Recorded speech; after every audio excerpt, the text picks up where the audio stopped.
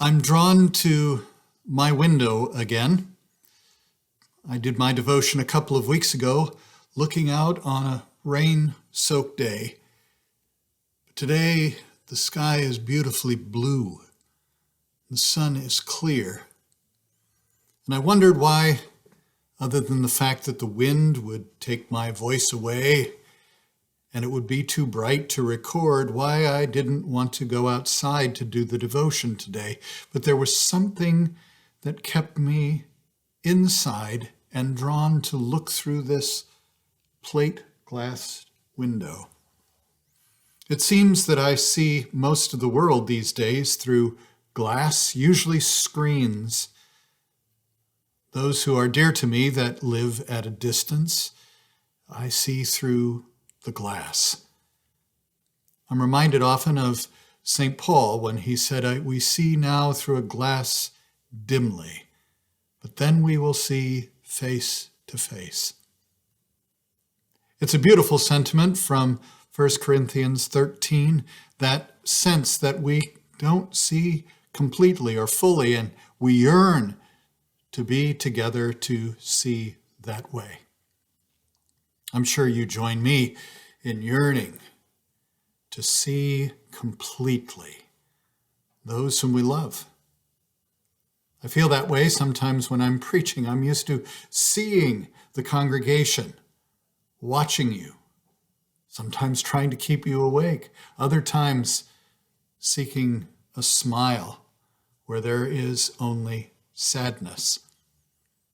Now, I see through a camera lens, dimly, and yearn to see face to face. In the early days of this pandemic, I wondered how the church would know it was there, how we hadn't abandoned one another. Were we still living into what the letter of the Hebrews asks us to do, which is not to give up the habit of meeting with one another? I am overjoyed to find that we are not giving up. When a Zoom meeting is called, it's amazing. Everybody shows up, whether the topic is interesting or not, because we actually would love to see each other and continue to expand, even though it is through these screens dimly, to be with each other face to face. I think about the assurances that God has not abandoned us, not given up on us.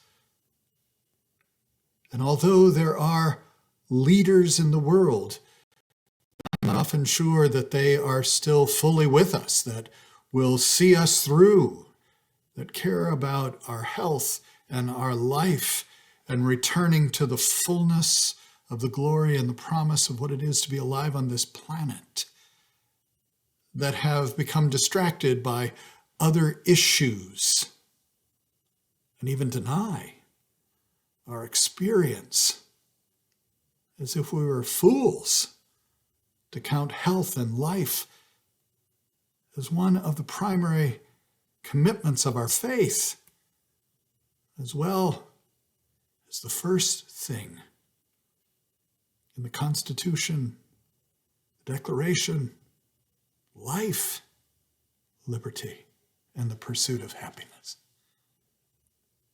So, although I am behind this glass and see the brilliance of the creation of God, I turn to Scripture today in the brilliance of this sunshine as it came across my desk. And I read through almost 100 assurances that God is with us and will never abandon us. In Deuteronomy, the 31st chapter, the 8th and the 6th verses, it was interesting that in the commentaries that I were reading, the 8th verse came before. the 6th verse. It wasn't the order of numbers that I was taught, but it makes sense here. It is God who always goes before you, and God will always be with you.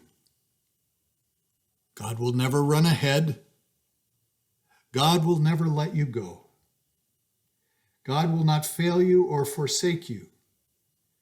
Do not fear or be dismayed. Be strong and bold. Have no fear or dread of anything that comes against you, because it is God who goes with you. God will not fail you or forsake you. Over and over and over again are those promises. I remember as a teenager, I saw Dr. Zhivago for the first time. And there is that dread moment when the daughter is with her mother running away from the revolution that was happening in 1917 and after in Russia.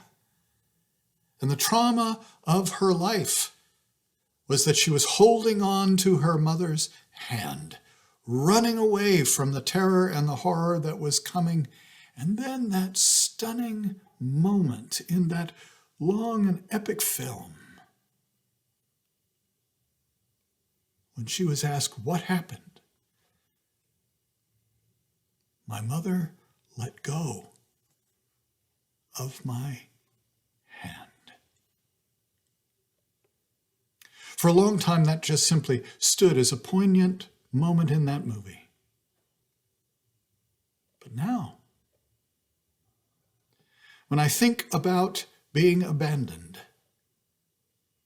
that life, health, wholeness, a vaccine, a solution, that all is given in order for our life to be full.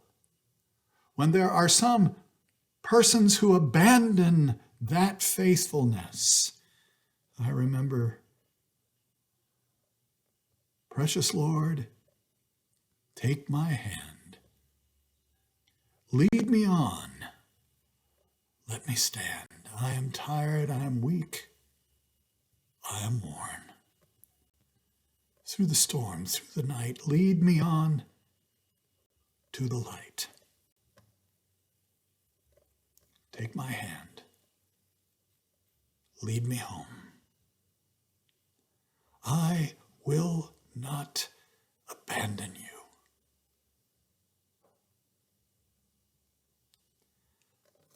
My attention